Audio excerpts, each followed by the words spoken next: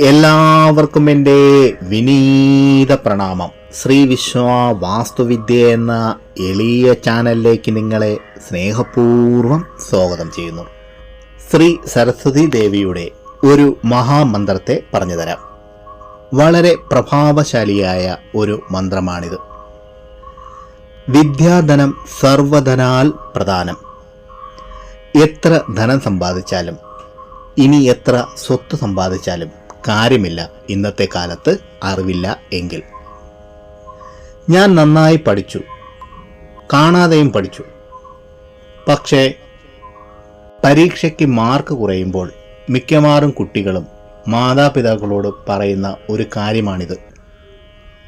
പിന്നീട് എന്താണ് സംഭവിക്കുന്നത്? അതെ, കുട്ടിക്ക് പഠനത്തിനോടുള്ള താല്പര്യം തന്നെ ഇല്ലാതായെന്ന് വരാം. മത്സരത്തിൽ പങ്കെടുക്കുവാൻ പേടി, അതുപോലെ പരീക്ഷാകാലത്ത് പേടി. ഇതെല്ലാം ഇന്നത്തെ കാലത്ത് കുട്ടികളിൽ കാണുന്ന സർവ്വസാധാരണമായ കാര്യങ്ങളാണ്.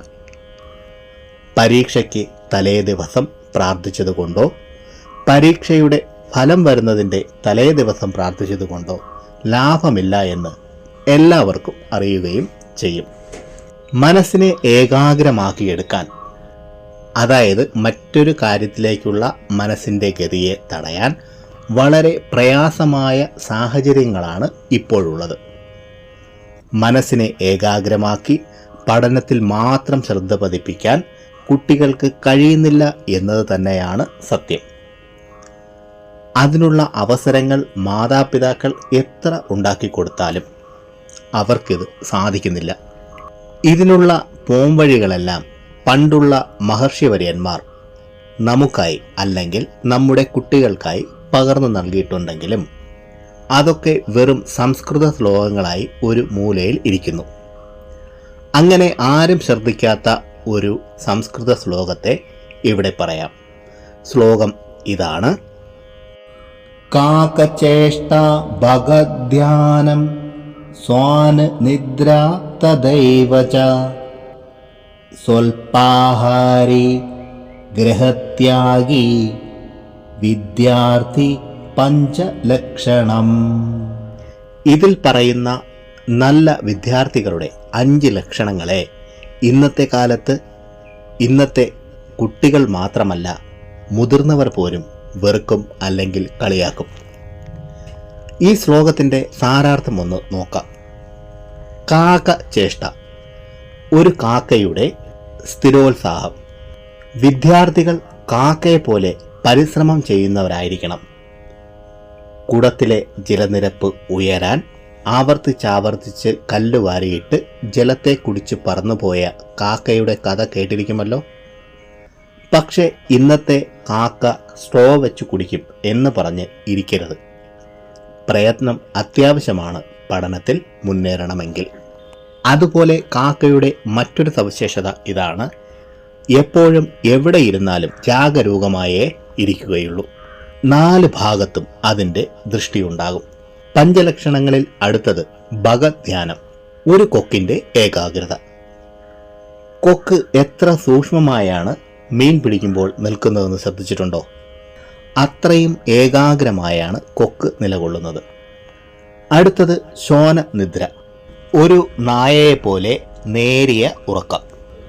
നായ താൻ ഉറങ്ങുന്ന പരിസരത്ത് എത്ര ചെറിയ ശബ്ദം കേട്ടാലും ഉണരും.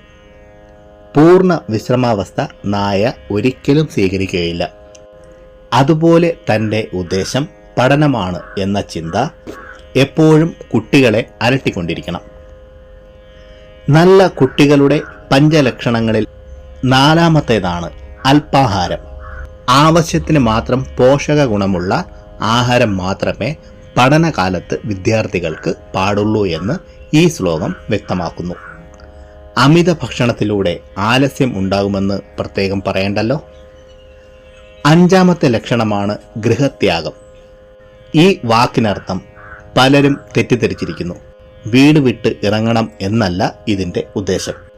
എന്നാൽ പണ്ടുള്ള ഗുരുകുല സമ്പ്രദായം പോലെയോ ഇന്നത്തെ കാലത്ത് ഹോസ്റ്റൽ വിദ്യാഭ്യാസമോ ഏകദേശം ഇതിനെ ശരിവെക്കുന്നു. സാധാരണ കുടുംബത്തിലെ അവസ്ഥയിൽ ഗൃഹത്യാഗം എന്ന വാക്കിന് വീട്ടിലെ കാര്യങ്ങളിൽ, അതായത് അച്ഛനമ്മമാരും മറ്റ് അംഗങ്ങളും ചർച്ച ചെയ്യുന്ന കാര്യങ്ങളെ ശ്രദ്ധിക്കുക. അതുപോലെ അവരുടെ അനാവശ്യ തർക്കത്തിലും വഴക്കിലും ഇടപെടുക. അതുമല്ലെങ്കിൽ അയൽക്കാരുടെ കാര്യങ്ങളിൽ ഇടപെടുക. ഇതിൽ നിന്നെല്ലാം ഒഴിഞ്ഞ് തൻ്റെ പഠന കാര്യത്തിൽ മാത്രം ശ്രദ്ധ കൊടുക്കുക എന്നതാണ് ഇവിടെ അർത്ഥമാക്കുന്നത്. ഈ 5 ലക്ഷണങ്ങളുമുള്ള വിദ്യാർത്ഥികൾ ഉയർന്ന മാർക്കോടെ വിജയിച്ച് ഉച്ചശ്രേണിയിൽ എത്തിച്ചേരുമെന്നതിൽ വല്ല സംശയമുണ്ടോ? വിദ്യാദേവിയായ മഹാസരസ്വതി ദേവിയുടെ ഒരു അത്ഭുത മന്ത്രത്തെയാണ് ഈ അധ്യായത്തിൽ പറയാൻ പോകുന്നത്. ഈ മന്ത്രജപത്തിലൂടെ ബുദ്ധി ഉണരുകയും മനസ്സിൻ്റെ ശക്തി വർദ്ധിക്കുകയും ചെയ്യും. പഠിക്കാനിരിക്കുന്ന സമയം, അത് രാവിലെ ആയാലും വൈകുന്നേരമായാലും, എപ്പോഴാണോ പഠിക്കാൻ തുടങ്ങുന്നത് അതിനു മുമ്പ് ഈ മന്ത്രത്തെ 11 തവണ ജപിക്കുക.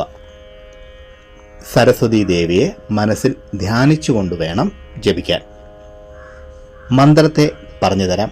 മന്ത്രം ഇതാണ്: ഓം നമോ ഭഗവതി ശ്രീ മഹാസരസ്വതി